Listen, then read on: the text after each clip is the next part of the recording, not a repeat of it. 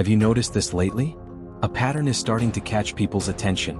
Scientists, researchers, and individuals connected to US space and nuclear programs are either dying or disappearing. Now, there's no official confirmation linking these cases together, but the similarities are enough to raise concern, especially among those focused on national security. Some members of Congress have even suggested this might not be random.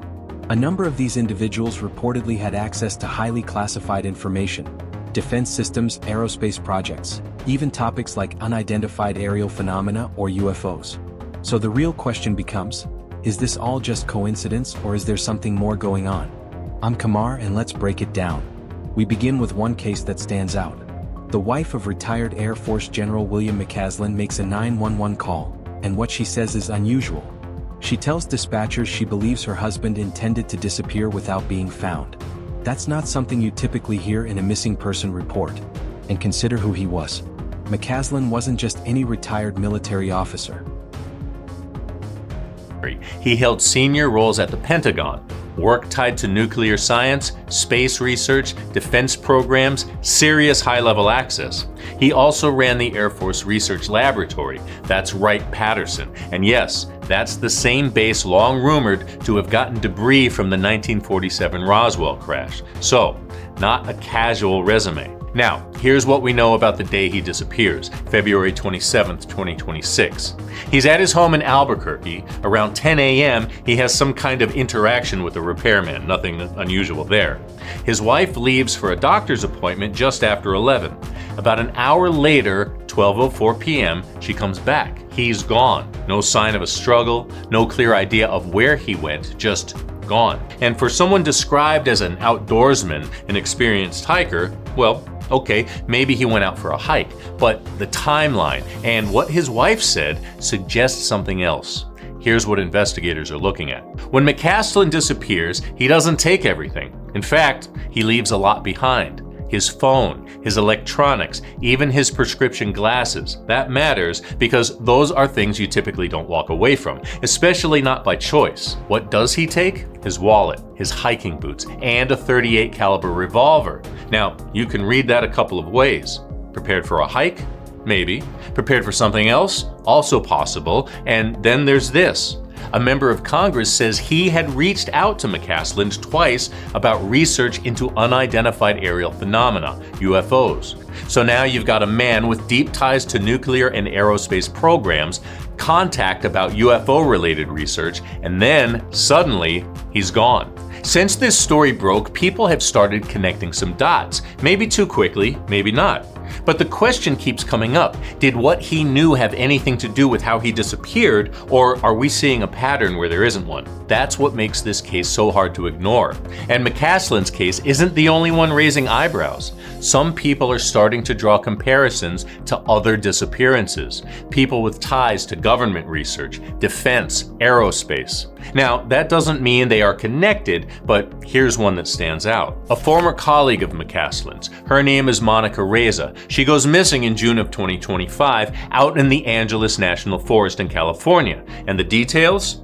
They're hard to explain. She's hiking with a friend, nothing extreme. At one point, she's about 30 feet behind, close enough to see. Her friend says she turns, sees Monica smiling, even waving. Then she turns forward again, and when she looks back, Monica's gone, just like that. Search and rescue teams comb the area for days. No body, no clear trace, nothing that explains how someone disappears in that kind of proximity. Now, consider who she was.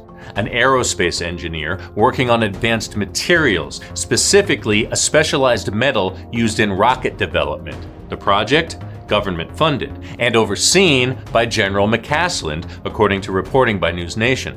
So, now you've got two people, same professional orbit, same high-level work. One disappears from his home, the other vanishes in broad daylight within feet of another person. Again, could be coincidence. But at some point you have to ask, How many coincidences until it starts to look like something else? And then there's another case, same time frame, different role, but still raising questions. Melissa Casillas, she disappears that same month, June 2025, from her home in New Mexico. Now, Melissa isn't a scientist, she's an administrative assistant at Los Alamos National Laboratory. The day she goes missing starts off routine. She decides to work from home, takes her daughter out for lunch, nothing unusual. Later that afternoon, she's seen on surveillance video walking alone down a street, and then she's gone. Her car is still parked outside her house. Inside, she leaves behind just about everything. Her keys, her wallet, her purse, both her personal and work phones. And here's something that stands out. Those phones had been factory reset, according to the New York Post. Now, that's not something that just happens. So again, you look at the details. At one point, General McCaslin oversaw nuclear research at Los Alamos, the same lab where Melissa worked. But it's important to be clear here. Her family says there's no connection. She wasn't a scientist, no known link to him personally. And the private investigator they hired, he believes this is something else entirely, that Melissa was likely killed by someone she knew, not tied to her job. So now you've got to separate what's known from what's been suggested, because not every case fits the same narrative. But when they happen this close together and in similar circles, people start asking questions anyway. And Melissa isn't the only one connected to Los Alamos to vanish. About a month before her disappearance, there's another case. Anthony Chavez, a retired research and development engineer. According to reporting from the New York Post, Chavez was last seen leaving his home on foot. That's it. No big lead up, no clear reason. And like the others, what he leaves behind raises questions. His wallet, his keys, even his cigarettes. His car, still parked in the driveway. Police say there were no signs of forced entry, no signs of struggle, nothing that immediately points to foul play. A search party covered the area, but he's never been found. So now you've got another name, another disappearance, another connection, this time to Los Alamos. And again, on its own, it could mean nothing. But stacked together, it's enough to make people take a harder look. Then there's Joshua LeBlanc. He's 29 years old, and his case doesn't involve a disappearance. It ends in a death. His body is found in July 2025, pulled from the burned wreckage of his Tesla near Huntsville, Alabama. Now, this starts the same way as some of the others. He's reported missing after he doesn't show up for work. According to KLFY-TV, when people check his apartment, his phone is there, his wallet is there, even his dog is still inside. So whatever happened, he left without the things most people don't leave behind.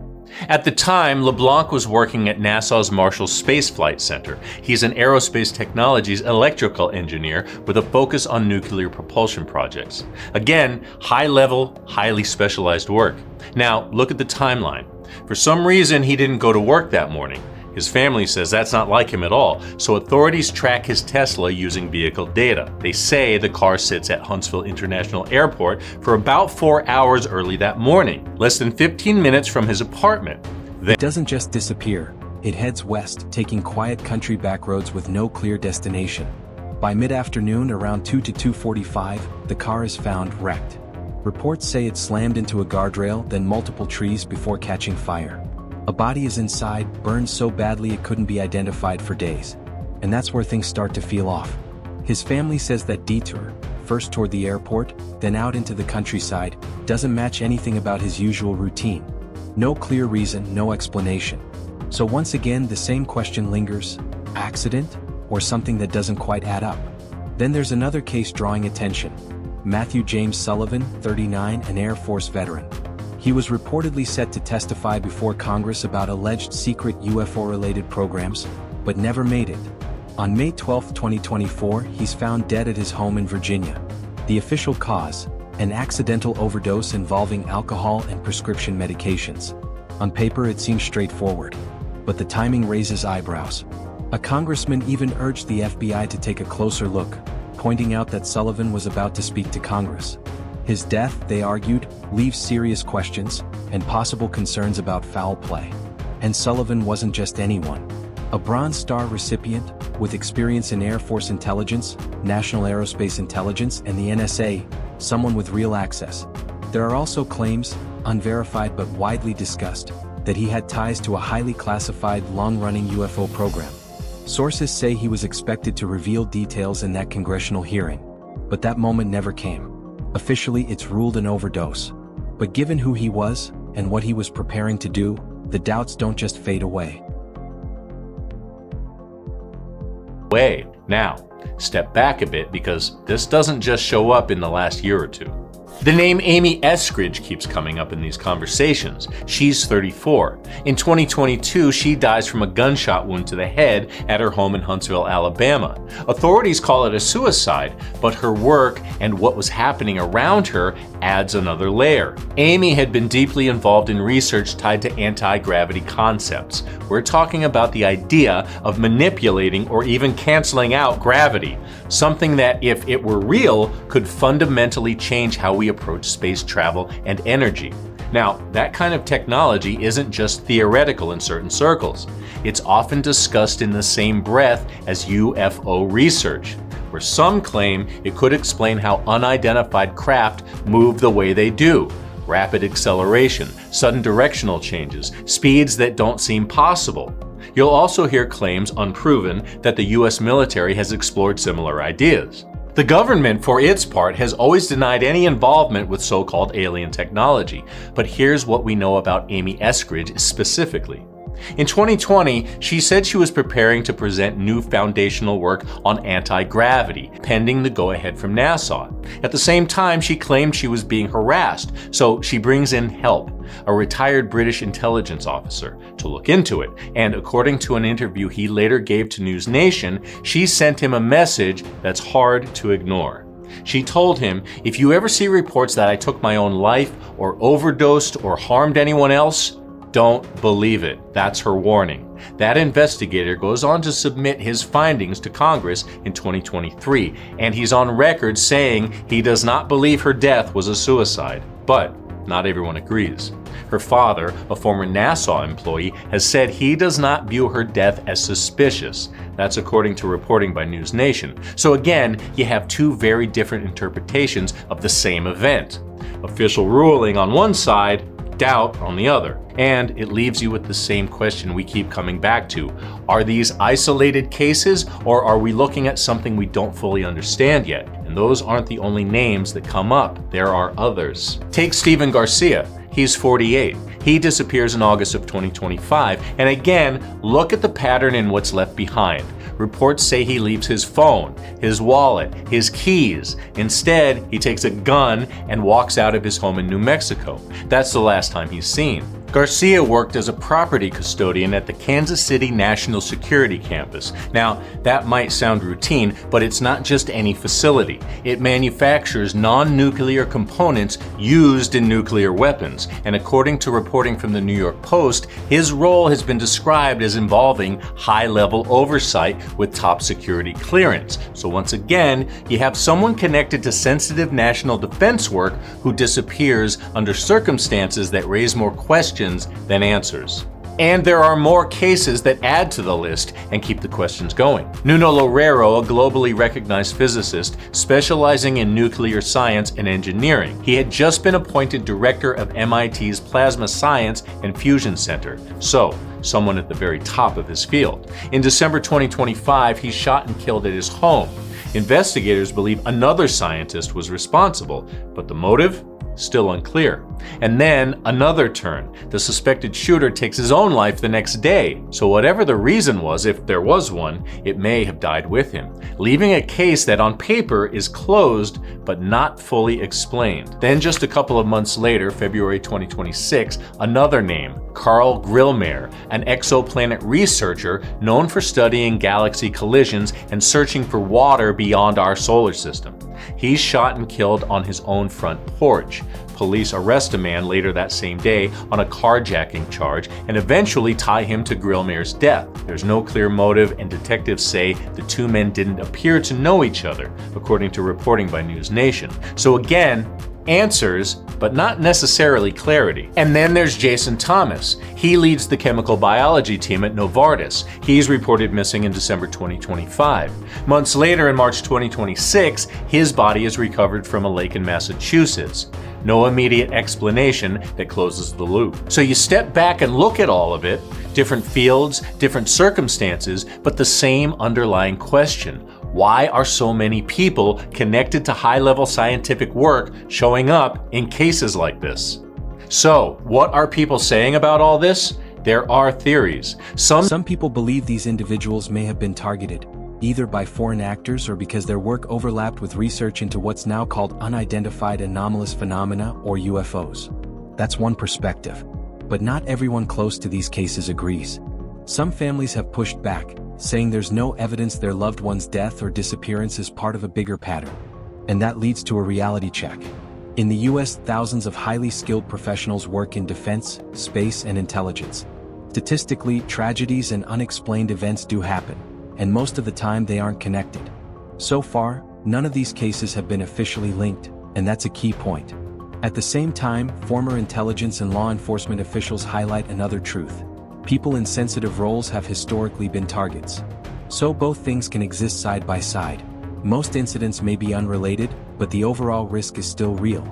As for what authorities are saying, the FBI has stated it doesn't comment on individual cases, but it is working to identify any possible connections. They're coordinating with agencies like the Department of Energy, the Department of Defense, along with state and local law enforcement. NASA has also responded, saying it's cooperating with the appropriate authorities regarding reports of missing scientists.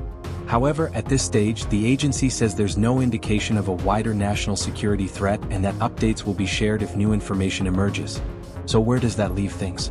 A series of cases, some explained, some still unclear. No confirmed link tying them together, but enough similarities to keep the question alive. Coincidence, or something more? What do you think?